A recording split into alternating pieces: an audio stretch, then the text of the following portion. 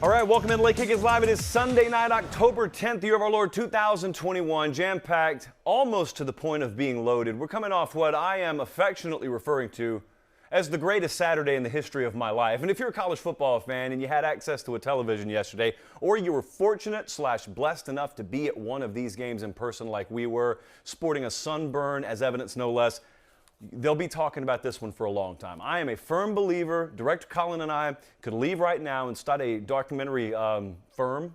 That's what you want to call it. We could make a great documentary, could we, about yesterday.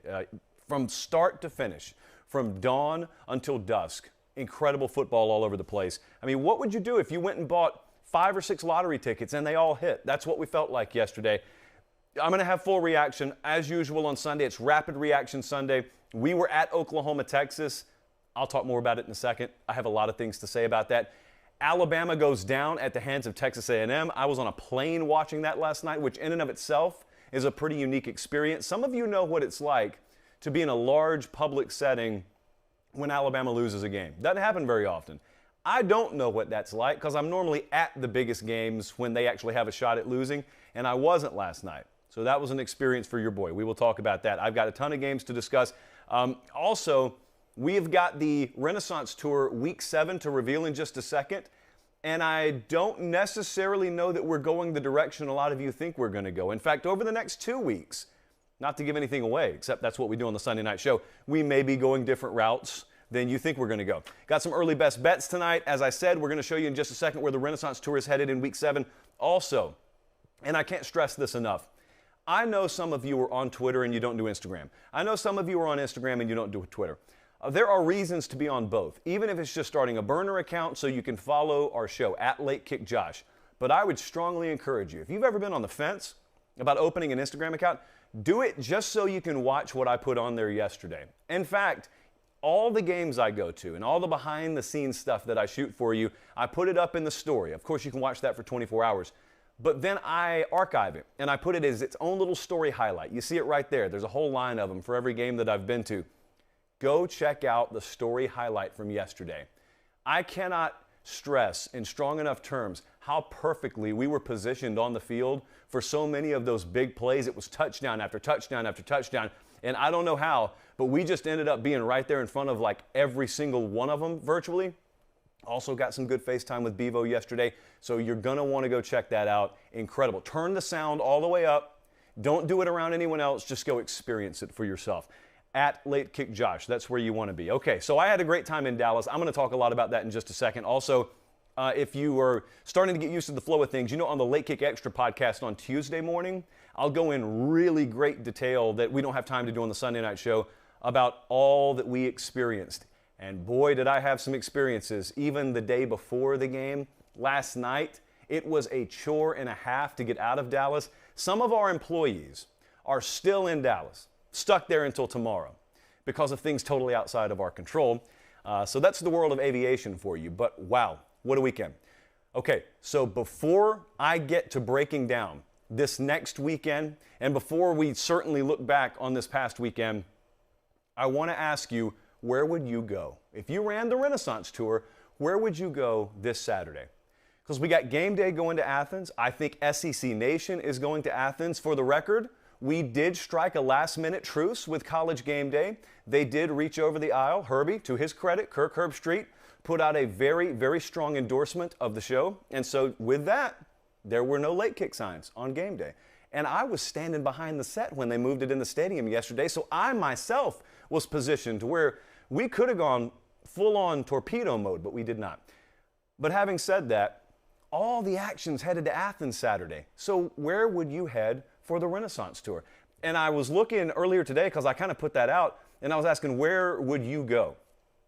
And a lot of you said that one, but a lot of you had varying degrees of different responses. So let me tell you, I want to lead the show with it. We're not going to wait until later in the show. Let me tell you where we're going Saturday.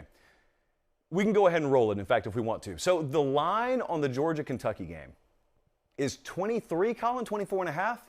The line on the Ole Miss-Tennessee game is 3.5. The total is 80. I have not been to Neyland Stadium for the better part of a decade, it seems like. We're going to Ole Miss, Tennessee Saturday night. It's a 7:30 Eastern kick. It's on SEC Network. I was talking to someone close to the Tennessee program earlier today, And I know that it was a good win yesterday, but the house was not full. Early kickoff, people still on the fence about Josh Heupel. Well, you don't need to be on the fence anymore. Dive in. Sell Neyland Stadium out Saturday night. If for no other reason, that we're going to be in town. But in all seriousness, it's a good team. They are overachieving. It's going to be a high-quality product Saturday night, and we will be there. The Renaissance Tour, for the first time, is headed to Neyland Stadium. Very, very excited for that. Have not seen Tennessee in person this year. And to be real with you, I did not think I was going to have a reason to see Tennessee in person this year. But I mean, I'm so sold on it, I actually brought the orange Pate State thermos and I put it on the desk. So that's how sold we are on Tennessee right now. It's crazy what a win over Missouri and a win over South Carolina will do for confidence. Okay, so that's this coming weekend. Wow, what a Saturday. Let's dive into this. We got a long way to go. There's no prayer. We're keeping the show under an hour tonight, but I'm going to talk like an auctioneer and try to do it anyway. Texas A&M 41, Alabama 38. Why do societies make such a big deal about competitors? Why do societies, especially ours, and doubly especially in sports, why do we lionize competitors so much? Why do you talk about those alpha types so much? Well, in my opinion, the reason I've always looked up to supreme competitors and the reason I've always sort of lionized those alpha type A's is not because they just achieve a whole lot. To me, the true mark of those high-level competitors is how differently they respond to adversity than a normal person. Or if you're talking organizationally, how different those elite organizations respond to any kind of adversity than normal organizations would. And it was on display everywhere yesterday. And there was no better example of it than College Station. There was no better example of the way a competitor and an organization with competition in the DNA, how they respond to adversity. This game, I'm including myself in this, was so overlooked that we didn't even do a breakdown on it last week. I mean, preseason we thought it was going to be the game of the year in the SEC. Actually, it turned out to maybe be the game of the year in the SEC. But real talk here, I work for CBS. We reallocated some of our coverage yesterday. People thought this was going to be a blowout. I thought it was going to be a blowout. I mean, I was very surprised by this. I was very taken aback by it. I wasn't surprised Bama ended up losing a game. I was surprised it was this one. And look at that aerial shot. I had several of you that sent me actual, point of view videos from being on the field after the game. It was incredible. There were so many crowd stormings yesterday. I was a part of one. We had that one. We had Penn State, Iowa.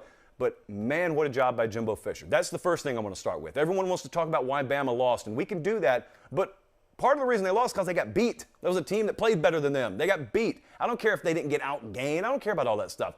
I do to a degree. But it's a football game. Like, there are more than one or two ways to skin the cat. You don't always have to outgain someone on the ground. You got to be more opportunistic. You use your home crowd when you can. But Texas A&M found a way to win a game. It's the first Alabama loss since that Iron Bowl in 2019. I was there the last two times Bama lost, actually, and I remember that Iron Bowl. And what was crazy was Nick Saban in his postgame. He doesn't really have notes in front of him, especially on those road games. He knew. He not only knew it had been 19 games since they lost, he was also able to recall the last time we won 19 games in a row, we went on the road to South Carolina and we lost one, and that was in 2010. He just recalled that. No one asked that specific question. He just recalled that. But it's something to witness, really, when you watch an organization like Texas A&M kind of get sold down the river. No one expected anything. And if you're telling me otherwise, I think you're lying. But their fan base did. Or at the very least, their fan base was willing to buy in because they sold that place out last night. It was a marquee environment. Talk to some folks from Alabama if you don't believe that. But they got off the deck. It's a reminder, I think, about Jimbo Fisher to the rest of college football. He didn't go anywhere. There's so much volatility in the opinion market week to week in college football.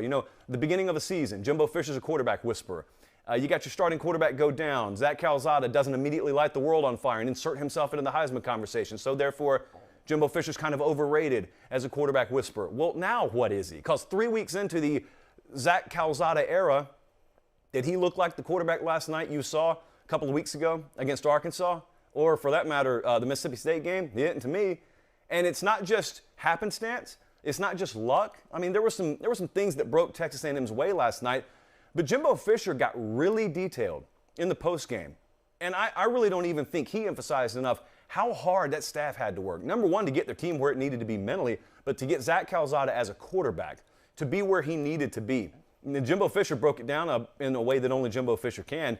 And if you think I talk fast, you ought to listen to him break something down. But I don't think most people can appreciate how hard of a task it's been, given what the last 2 weeks included, to get that team to play at the level they did last night. Absolutely, it was their Super Bowl. But see, there are a lot of teams play Alabama. And it's a lot of teams' Super Bowl. Not all of them play to that level. Texas A&M found a way to last night. But they really handled Calzada well. A lot of motion pre-snap. They moved the pocket. He was never a sitting duck for too long. I don't think Alabama had a sack on him last night. How about that offensive line, by the way?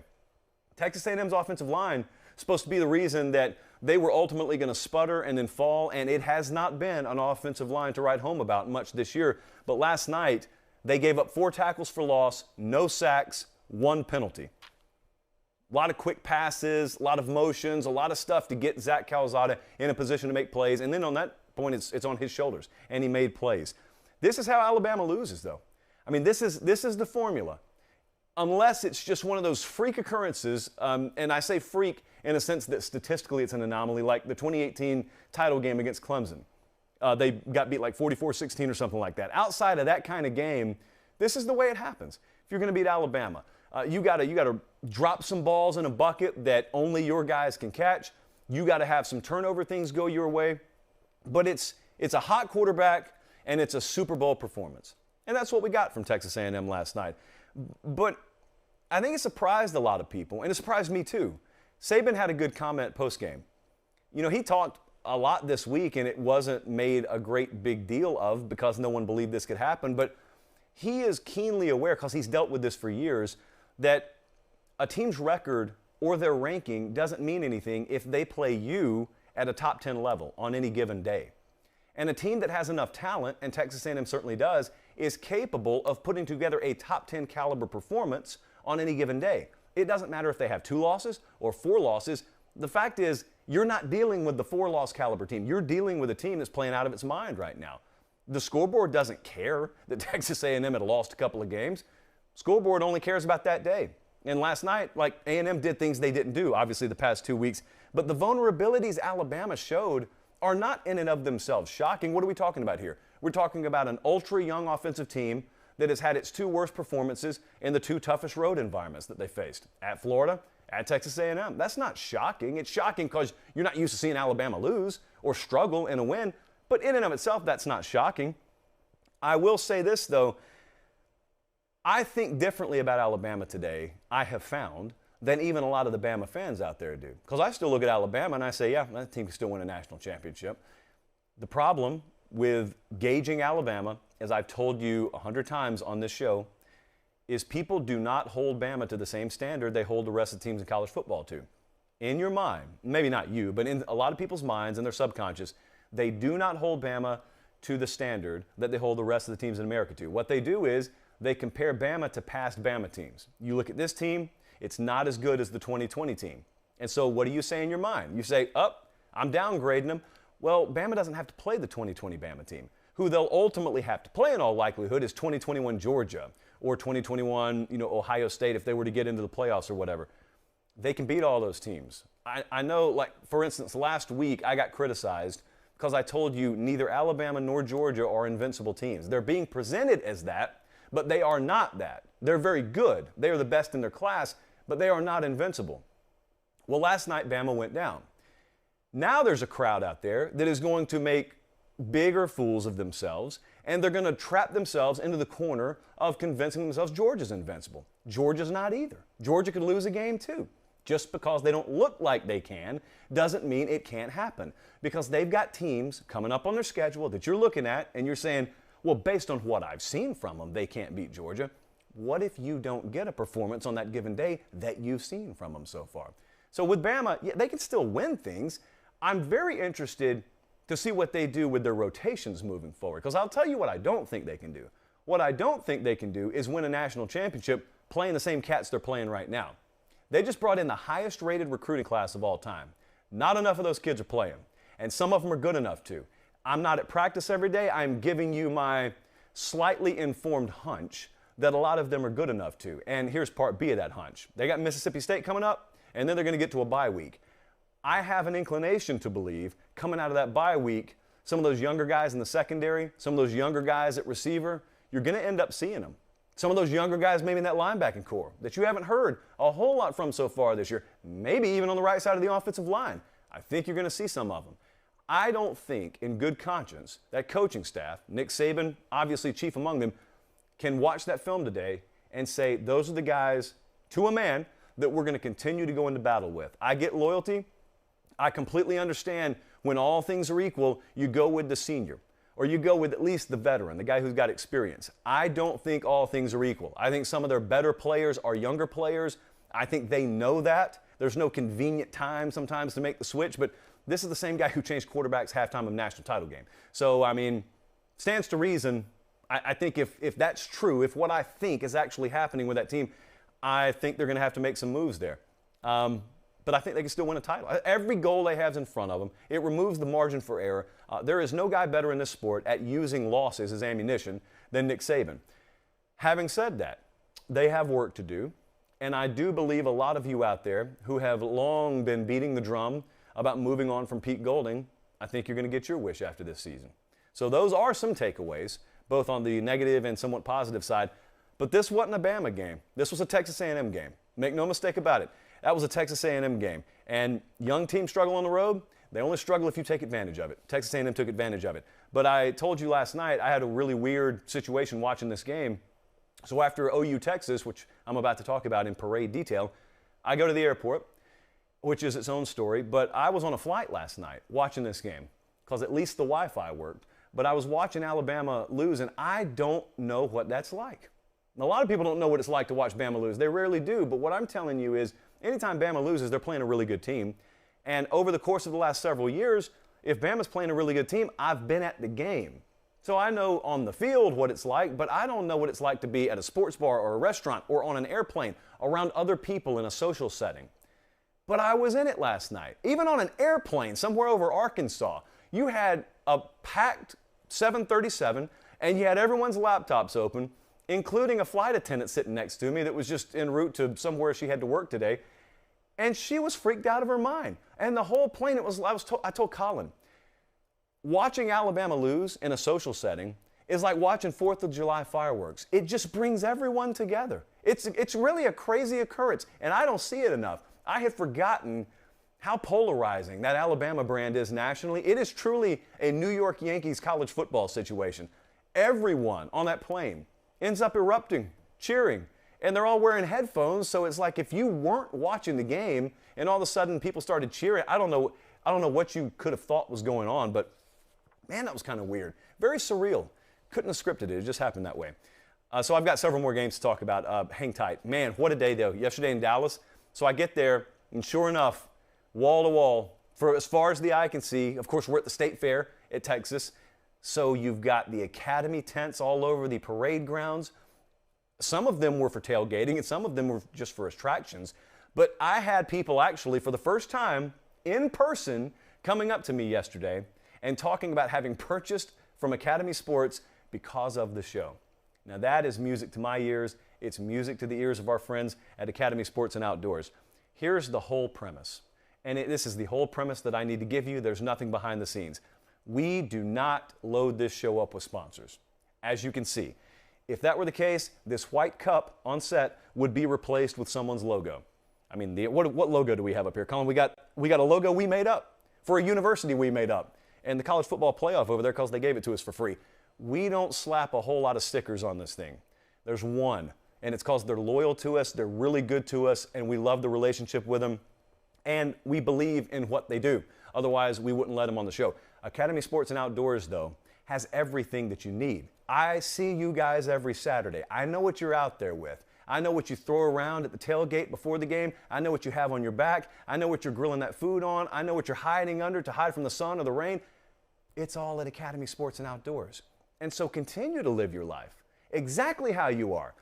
Just alter your purchasing decisions away from some of those other brands which aren't to be mentioned on this program, and just redirect flow over to Academy Sports and Outdoors. And if you can't get to a store in person, just visit academy.com. Academy Sports and Outdoors, though, the official outdoor sporting goods supplier of not only Late Kick, but they got the SEC, they got the Big 12, so it's the place to go. Do yourself a favor. You'll be glad you did. and then screenshot the receipt and send it to me because they like that too.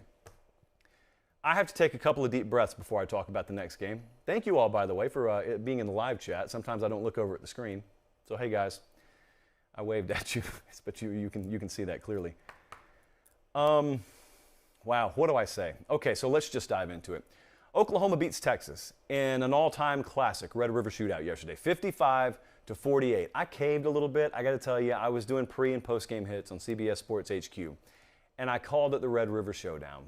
And for that, I apologize, because this was a shootout of epic proportions. This is the best college football game I've ever seen in person. It's right there at the top of the list. I don't have to really wait to marinate on that. It is the best college football game I've ever seen in person. It is one of, if not the very best, college football atmospheres and settings I've ever seen. I was telling Director Colin before the show, I said, Colin, I've been to a lot of big games. We go to probably the biggest one or one of the biggest ones in the country every week. I get to be in person to see the best that college football has to offer. Sometimes you go to an event, and either because of the game being lopsided or just the event itself being overhyped or the stadium and venue being overhyped, it doesn't quite live up to it. It's good, but it doesn't quite measure up. The Red River Shootout and the Cotton Bowl there in Dallas for this game, even though it's really, really hyped nationally, I still think it's underrated. After what I saw yesterday and what I experienced, I really think it's still underrated. There's not a better setting in college football. I don't know what else to tell you. The people who have been to the game know what I'm talking about. Everything's just great. Everything's just perfect. The way it's set up, the 50-50 crowd split, the fact that there are no luxury suites in the stadium means you don't see a single sweater vest, you don't see a single bow tie. It's 92 degrees, people are pouring sweat, but it's die-hard college football fans. It's not corporate. The last word anyone would have used yesterday is corporate. To the point, I kid you not, where midway through the second quarter, when Texas scored one of like 17 touchdowns they did in the first half, I looked to my left, and they're cheerleaders. I looked to my right, Mark Cuban standing next to me. That's how it can happen sometimes there. Just a random billionaire standing next to you. Why? Because there's no suite for him to be in. Awesome, awesome, awesome. And then the game happens. And the game, like I said, got to be the best I've ever seen in person. Seen multiple national championship games, multiple conference championship games. It doesn't get better than yesterday. And if you watched, you know exactly what I'm talking about. And if you haven't watched, if you were watching other games yesterday, if your team was playing and you were just getting score updates, which must have looked like a video game, by the way, this was not, to me, one of those classic no defense being played anywhere, cheap points after cheap points. It wasn't that kind of game. True enough, Texas folded, in some cases accordion style defensively in the second half, but it was still there to be had, and Oklahoma took it. Such a classic game. So let's dive in. It's one you don't analyze. Yesterday I was talking to Hakeem Dermish on CBS Sports HQ for the postgame. I said, I know the tendency is to analyze and to talk about this big play or this big player. But these kinds of games, I don't know. You can say that, hey, Spencer Rattler gets benched and Caleb Williams goes off, and boy, that's a huge story I'm about to talk about. But there were so many people who went off. I mean, hats off to Kennedy Brooks. After that Bijan Robinson talk, and he fulfilled on that, by the way, yesterday, did Bijan Robinson, one of the most incredible runs you'll ever see. But after hearing that talk all week, and after hearing people all season accurately tell you that Oklahoma's ground game and offensive line hadn't quite lived up to preseason expectation, Kennedy Brooks just went off, including putting the nail in the coffin at the end of the game, had over 200 on the ground. Hats off to him. On the other side, Xavier Worthy, that's a kid we talked about for several shows in August, getting you ready. In fact, we said specifically about his name. In big Texas games, you're going to hear the name Xavier Worthy, because that's the guy that gives them the best deep threat potential. He was committed to Michigan, couldn't get in up there, long story, but long story short, he's at Texas now. He is the closest thing to being the embodiment of the skill set that Sark had at Alabama. Texas folks know this. The nation knows it now. He had, 9 catches for over 250 yesterday, 2 touchdowns, had an unfortunate special teams play, but that's a true freshman, just walked in the door, didn't even plan on playing for Texas initially, and what a weapon he was. So he goes off. I mean, you got, I think, Casey Thompson, if he hadn't already confirmed it in everyone's mind, doubly and triply stamping the idea that that's his job. So he went off yesterday. But the story, obviously, was Spencer Rattler starting, Spencer Rattler getting shook again by a moment too big for him, and Spencer Rattler getting benched. And Caleb Williams coming in, much to the delight, and I can't stress this enough, the supreme delight of Oklahoma fans and his team. Body language, important, read it every now and then. And he won the game for him. And not only did he win the game, this wasn't even. This wasn't apples to apples. They were down by 18 multiple times, were the Oklahoma Sooners. I could not be any more impressed.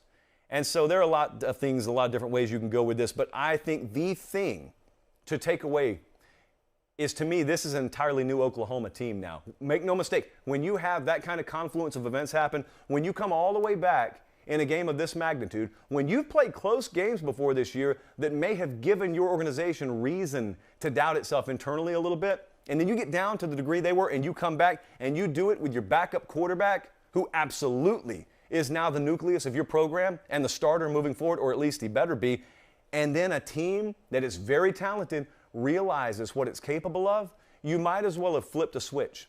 You might as well have called yesterday week 1 for Oklahoma. Because my hunch is, moving forward, I'm not telling you they're going to win a national title.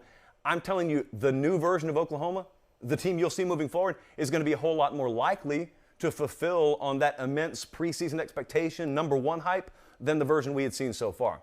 That's the kind of stuff that totally switches a season and turns it on its ear. What you saw Oklahoma do yesterday. Those experiences, by the way, are so much better for you down the road than winning a blowout, 42-10. In the moment, everyone wants to win comfortably. But ask the championship teams, the ones that have ended up getting it done at the end, that have crossed the finish line, and they'll tell you some of the most important lessons and some of the most critical parts of the DNA that ended up making up the identity of this program. They were forged in knife fights. Games that maybe we had no business being close in but had to find a way to win, or maybe instant classics like the one Oklahoma played in yesterday. However you achieve it, when teams can taste their own blood and then get off the deck like we were talking about with A&M, being a competitor and a supreme competitor at that, you just handle adversity differently. The great ones out there handle it differently. Most folks aren't great. Most teams aren't great. That's why most teams would have folded yesterday. Oklahoma didn't, and it's going to pay dividends for them down the road. Now, there are a couple of different angles you can go at with Texas, too, because I took away a lot of positive. It's the first year for Steve Sarkisian. Great pair of pants he wore into that place yesterday, by the way. But you can look at it one of two ways. You can say, it was great to see them get off to a fast start, which is true. It was great to see them go on the offensive. It was great to see the moment, well, at least at the beginning, not be too big for them. All that is true. Like, they validated a lot of what you hope the future of Texas football will be yesterday. But I was over on Horns 24/7 and I was reading Mike Roach's stuff. And he made a good point, and it's harsh, but I do think it's valid and I do think it's accurate. That was a choke job by Texas in the second half of that game. As much accolades as you want to throw around, or as many accolades as you want to throw around for the first half, what else can you say? It's 41-23, guys. It's 41-23 Texas late in the third quarter. And Oklahoma ripped off a 32-7 run to close that game out.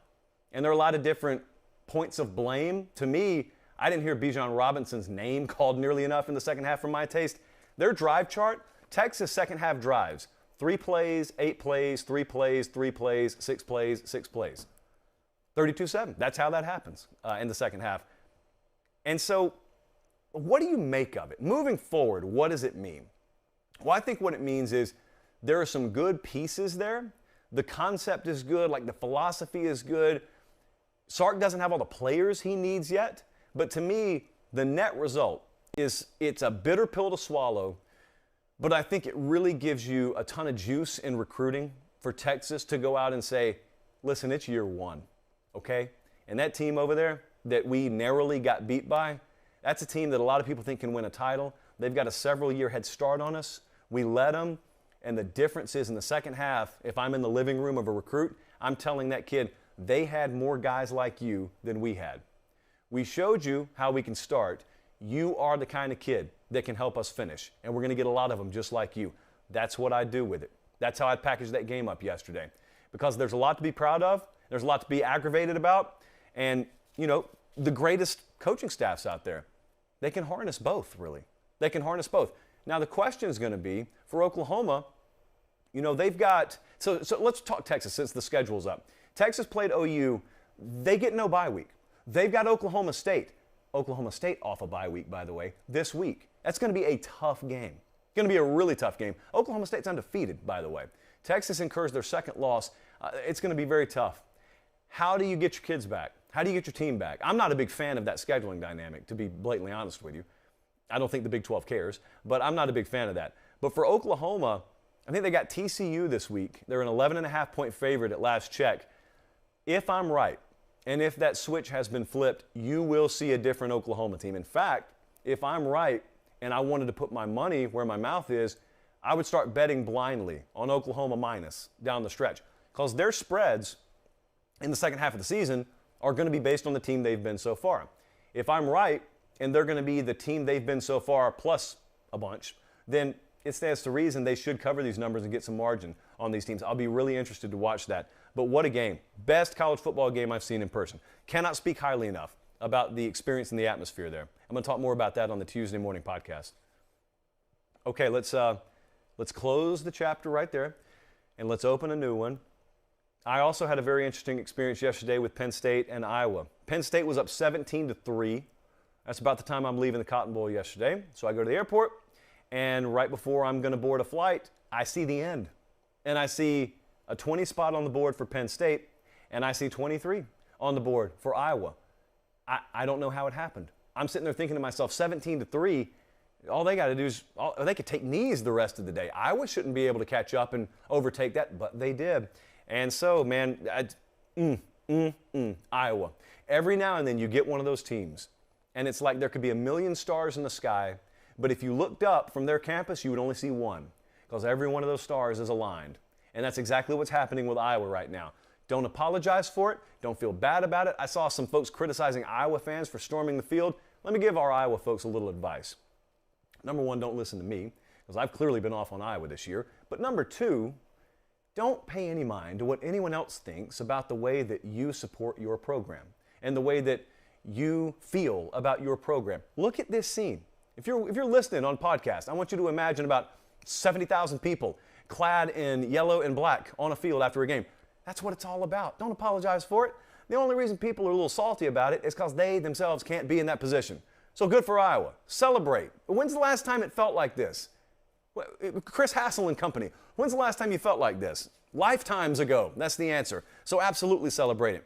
Consider how this game started. I felt so good early on about the way Penn State started. And they started terribly. So early in the game, Sean Clifford throws a pick inside their own 10-yard line, sets Iowa up first and goal. So you got to be thinking at that point, here comes more of the same. Classic Iowa. This stuff only happens for Iowa. And they get a field goal. Okay. There was another turnover, I think in the first quarter for Penn State. Yet with all that, they led 17-3. If you told me last week going into Saturday, Penn State's going to get themselves a 17-3 lead at some point in the first half, I would have said bar the door. That's it. Even if they don't score another point, that'll be good enough. And they almost didn't score another point, and it wasn't good enough. Now, Sean Clifford went down in this game. It obviously had an impact on the outcome. I'm not going to sit here and tell you that I just definitively know that Penn State would have won had Sean Clifford still been in. I do think they would have won by double digits had he remained in the game. That's what I think. What I think doesn't matter. I thought Penn State was going to win this game. I thought Iowa State was going to beat Iowa. So I've thought a lot of things about Iowa that have been wrong this year. JP poll out tomorrow, by the way. But the game pretty obviously shifted. I think we can at least all agree with that. Clifford doesn't play defense, though, was the thing that I took away from this. And yesterday, now relative to Iowa, let's just keep that in mind. Yesterday, I think Iowa did some good things offensively. Petrus was 17 of 31, which is not something that you'd be excited about if you were at Oklahoma or Alabama, but Iowa's not known for offense this year. He threw it for 195, but he threw for 11.5 yards per completion. They made some big plays through the air when they needed to, and it was in big moments. I caught that touchdown pass, by the way, to Regani about 6 minutes left in the fourth quarter. If you could just bottle that moment up. If you could bottle up that Spencer Petrus go-ahead touchdown with about 6 minutes to go in regulation against Penn State when they took the lead for good, and you could just bottle that up and you could put it into liquid form and you could inject that into someone's veins, I don't think anyone would ever die again. I think our average life expectancy would be like 400 years old. It would be Methuselah style. I think we could live forever. That kind of adrenaline, from Gus Johnson in the booth to obviously the players on the field to Kinnick Stadium, which went on to single-handedly rip any shot Penn State had of coming back out from their clutches. What an environment. What an adrenaline-fueled few minutes that ended that game, and it culminated, of course, with the post-game scene on the field. It could be that you live the rest of your life, if you're an Iowa Hawkeye fan, and you never experience a moment that emotionally charged again. Just incredible. That's why I always tell you guys, this stuff, this college football stuff, it's about Saturdays and it's about moments. It's not about some postseason game off in some NFL dome 1,000 miles away from your campus. It's about Saturdays in the fall, those kinds of moments. You can live 100 years. You may never experience anything like that again. The takeaway moving forward, though, is I've talked to several of our Penn State folks. I was going back and forth some today on Twitter with some Penn State folks who said, well, shame on James Franklin. And I said, why is that, friend? Why is it shame on James Franklin? Well, he didn't have a backup quarterback ready. Well, he did. Maybe you missed it. He beat he beat LSU yesterday. Like, shame on James Franklin. He didn't have a backup quarterback ready. Yeah, he did. The kid beat LSU yesterday. He plays for Kentucky. That's where the backup quarterback went. And so you're using your third-string quarterback. Yeah, but shame on him for not going in the transfer portal and getting a kid, because he knew, as should any coach worth his salt, that we could be in this position. We could lose our starter. Yeah, he knew it. That's part one of the equation. Bad things could happen. But your part two is what I want to focus on for a second. Shame on James Franklin for not having a backup quarterback. Well, he did. We've established that. Will Levis transferred. So you're really talking about shame on James Franklin for not having a third-string quarterback in the house, prepared to go on the road and beat Iowa. And your response to that, to a large degree, has been he should have leveraged the portal. To which my response has been, who are we talking about? Which player? We all saw the portal. We all know it's pretty well publicized which quarterbacks were out there. So who are we talking about? Who could Penn State have gotten? TJ Finley? Is that who they would have gotten? TJ Finley, is that the kid that's going to go into Iowa and beat them? Oh, by the way, could you have convinced TJ Finley to come to campus? Now, I'm not speaking in an informed manner. I'm telling you, I'm just pulling a name out of the hat. The answer is they have the best quarterback roster they could have. There wasn't an option out there. The transfer portal is not a grocery store. I don't know if people have realized this. You can't just go in and grab whatever you want to. It's more like a Venezuelan grocery store. You walk in and the shelves are largely bare and there's like one brand of toilet paper over here and the government owns it, and if you don't like it, tough. That's kind of how it is shopping for quarterbacks in the portal. Every now and then you strike gold. But by and large, it's let's go in there. I don't really feel great about our prospects, especially if we're not looking for a starter. That's the key, guys. You weren't going in there looking for a kid because Sean Clifford was leaving. You were looking for someone because his backup left. What's the selling point that you're going to use to convince a kid that is starting caliber to come to Penn State? It wasn't in the cards, is my point. So your best shot now is to get as healthy as you can, because they lost some players yesterday.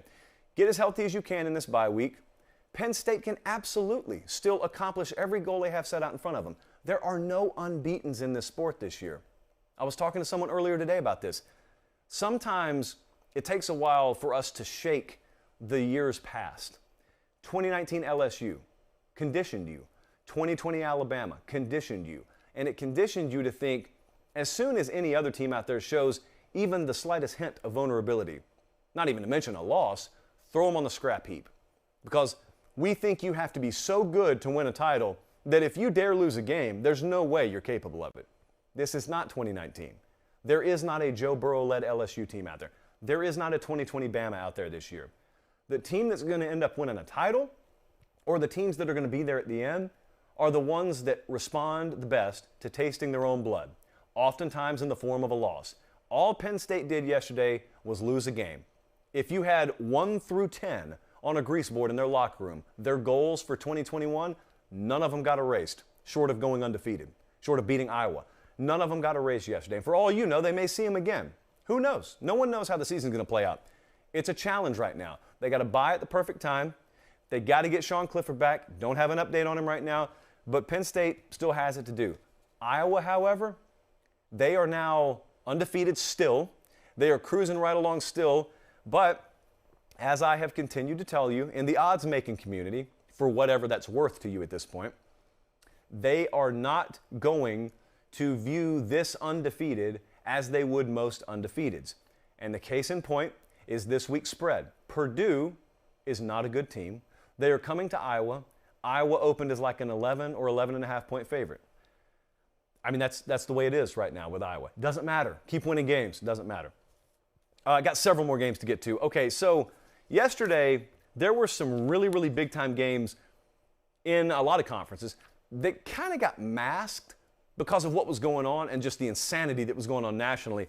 But I wanted to touch on several of them here. Georgia goes into Auburn yesterday. Let's just call it like it is. Georgia beat Auburn 34-10 with backup parts.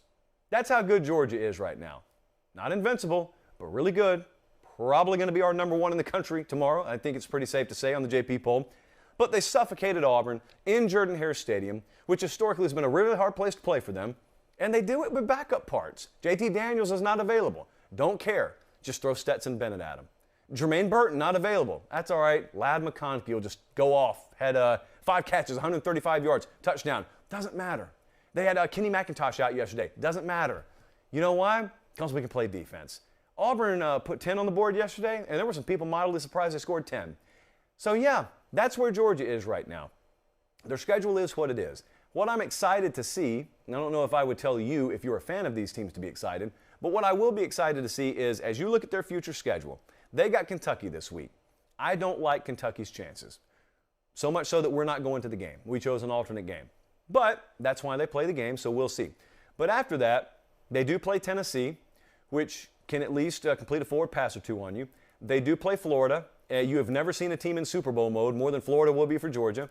And then that's probably about it before the SEC championship game. So are we really going to go wire to wire with Georgia having no firm challenge in the regular season in conference? Remains to be seen. I tend to believe there's got to be a game out there. Probably going to be one of those two if there are one, or if there is one. But Georgia, a different level right now than anyone they've played. That's pretty clear. Now you start to get Kirby Smart in a situation he's never been before, and his team's never been in this situation. To taste that rarefied air of being considered the best team in the country, not one of, they're going to be told they're the best team in the country, and it is right now October 10th. So that's going to go on for a couple of months. How will they handle it? I don't know. Does Kirby Smart know? I know he will try and handle it the right way, but that exclusivity, even though it really doesn't mean anything, it's just words coming out of people's mouths, that has a funny effect, team to team. Sometimes it doesn't matter at all. Sometimes you watch a game on Saturday, and it's so apparent by the first part of the second quarter, this team's been reading their own press clippings. We'll just see how they handle it. I mean, it shouldn't be a problem. They've been at the table for a little while now. What about Ole Miss? Poor Arkansas scores 51, and it wasn't enough. 52-51. Yet another instant classic. Just a ho-hum 52-51 thriller here. Let me throw a little transitive scenario at you. This is great. There was a transitive property out there today that proved how Vandy, I think, is better than Alabama, and it threw San Jose State in there, or Colorado State, crazy.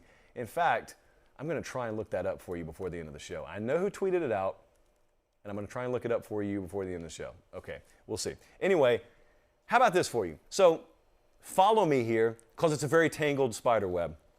Alabama shut down Ole Miss. Just saw it last week. So Bama shuts down Ole Miss, but then they get beat last night by Zach Calzada. The same Zach Calzada that got shut down by Arkansas, which just got splattered by Ole Miss yesterday. Well, they didn't get splattered, they get shredded because it was only a 1-point game. Point is, those are the ingredients of a Renaissance season. That's when you know things are crazy. There is no order. There is no flow chart. It's just hit the reset button, and every week is going to give you a different set of results that are individualized, and they make no sense week to week relatively. This is tough to swallow, though. KJ Jefferson played out of his mind yesterday. Arkansas quarterback, for those unfamiliar, 25 of 35, 326 through the air, 3 touchdowns. He wasn't done.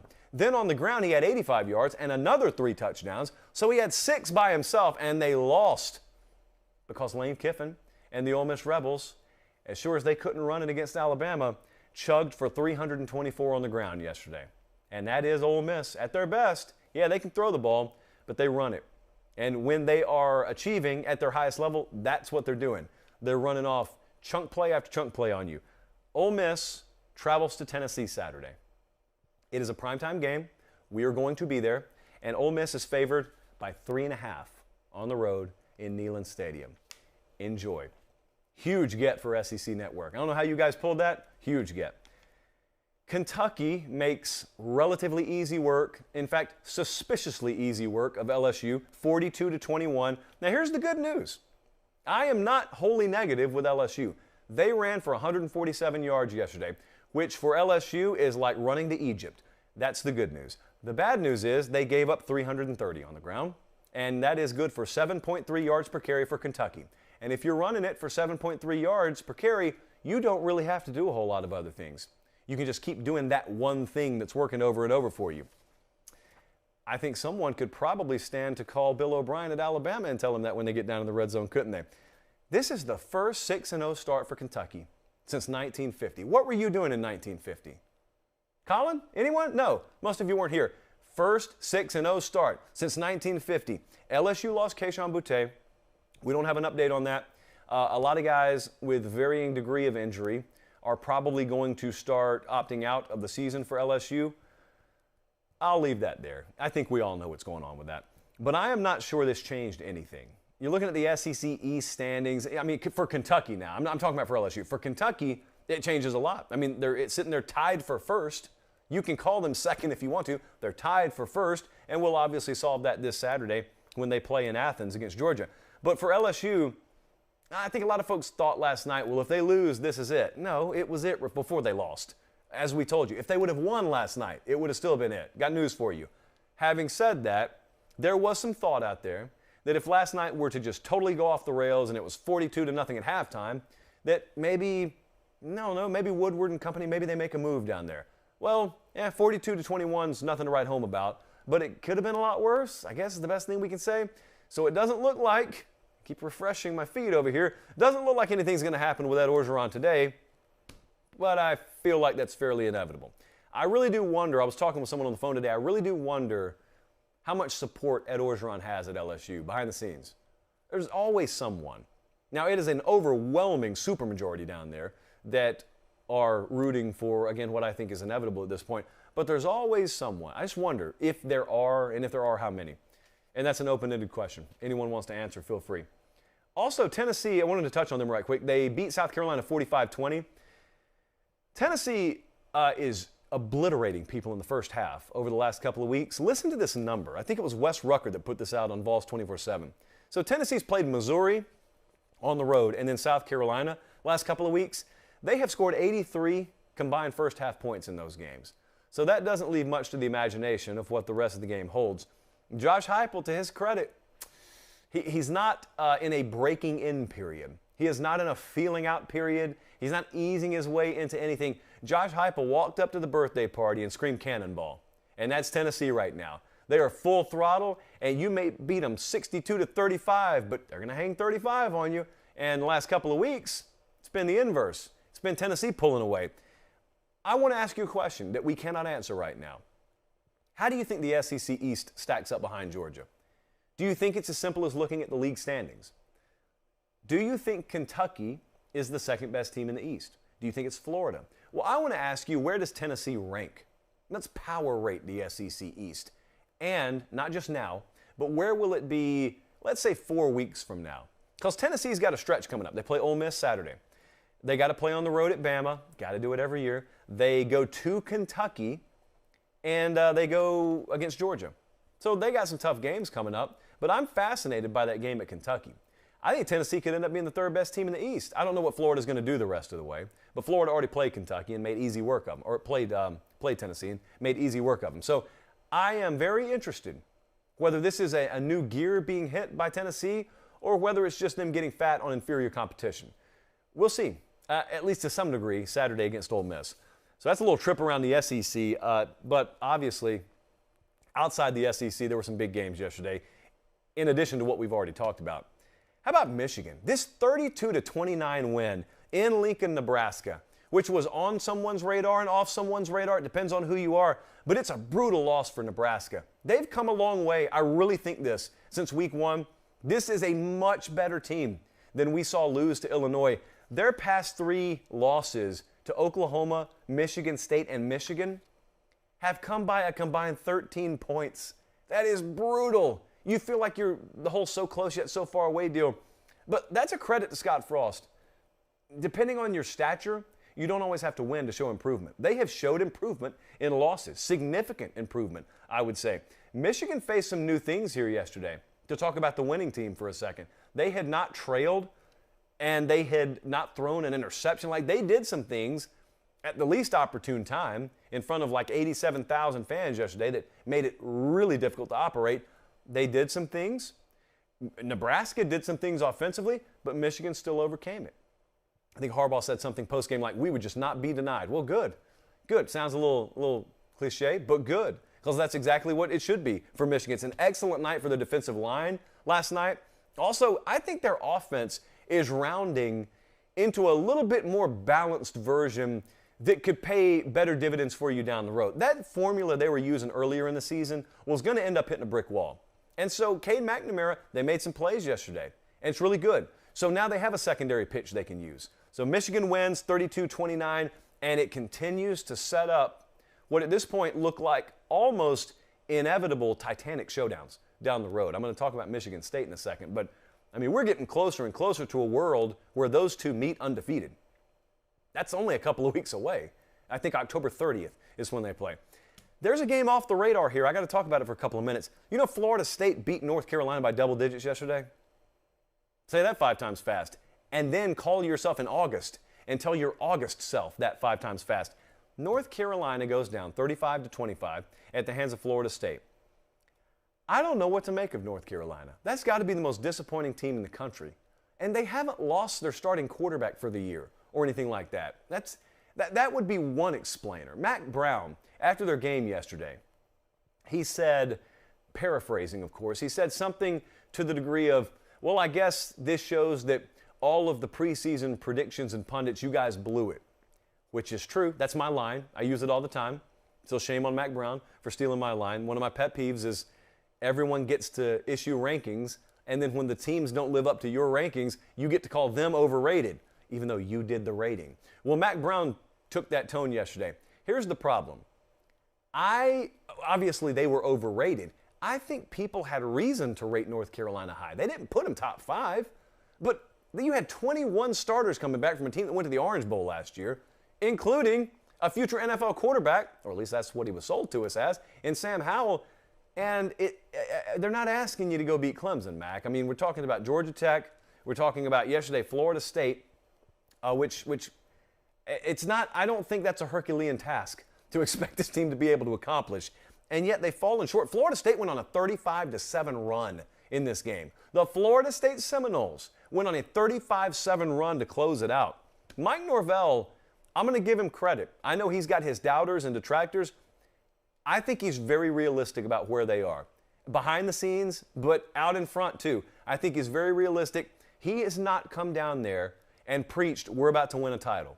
He's preached the fundamentals and he's preached the principles that a successful championship team is built on, but those things are still being installed and instilled.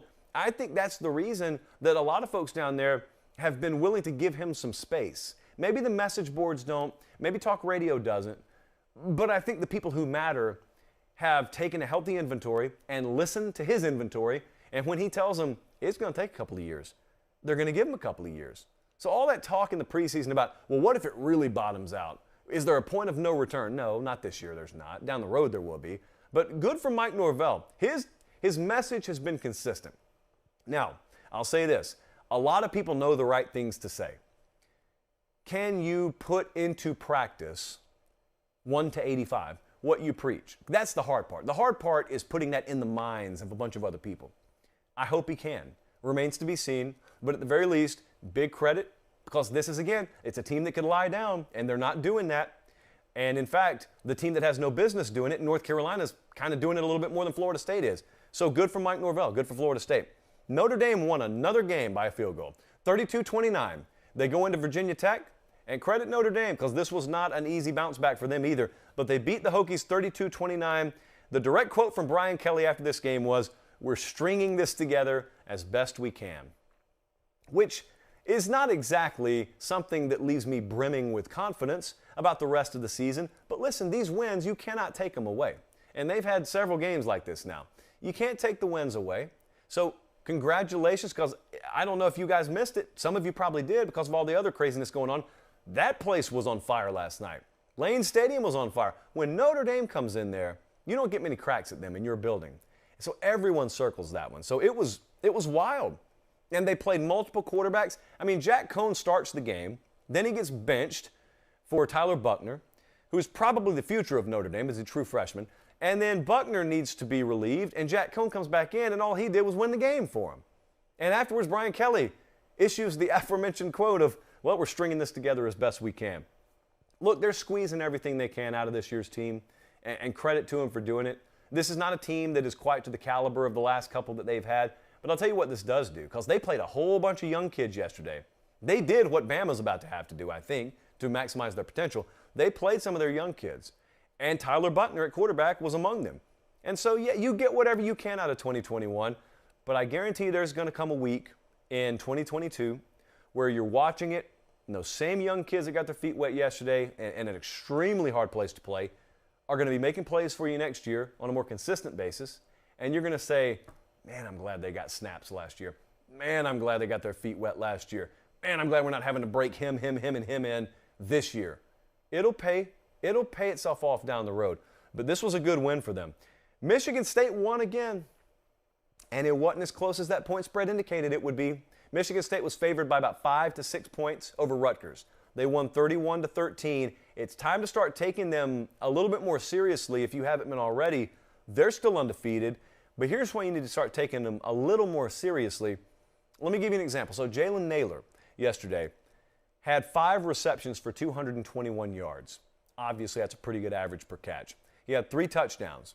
He had 3 touchdown grabs of 63, 63, and 65 yards. And Michigan State didn't stop there. This was, according to the AP, the 5th time in FBS history that a team had 300 yards passing, a 200-yard rusher, and a 200-yard individual receiver. What I'm telling you is Michigan State is not clunking their way to close wins. They've got explosive play potential. Some of these guys are transfers.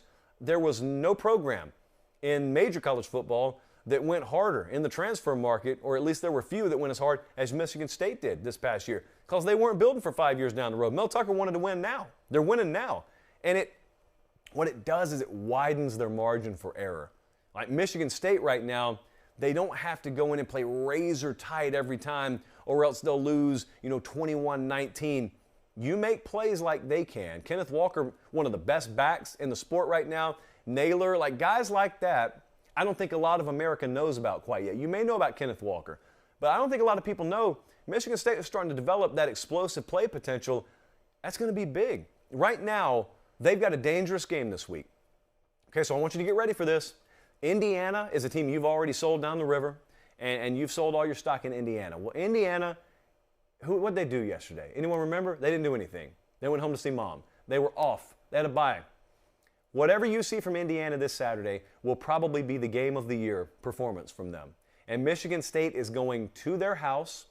The spread is 3.5. And here's the kicker. This is the last game before Michigan State plays Michigan. And everyone knows it. Indiana knows it too. So just have a little eye on that game. Our model, screaming Indiana. It thinks Indiana's going to win the game outright. Spoiler alert. So it's dangerous.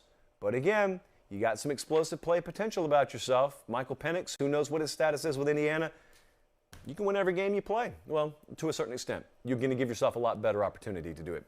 All right, let's get a best bet out there. I have been advised by someone who shall remain nameless to just leave the Pac-12 alone. The Pac-12 is the most unpredictable conference in America this year. Yeah, it may be. But look, numbers are numbers. And so there's a game, I just mentioned Indiana, but I'm not moving on them yet. There's a game that we love. It's our early best bet, and it is Arizona. Plus 5.5. There are 6s out there right now, too. But when I handed it out, to be fair earlier, I said 5.5.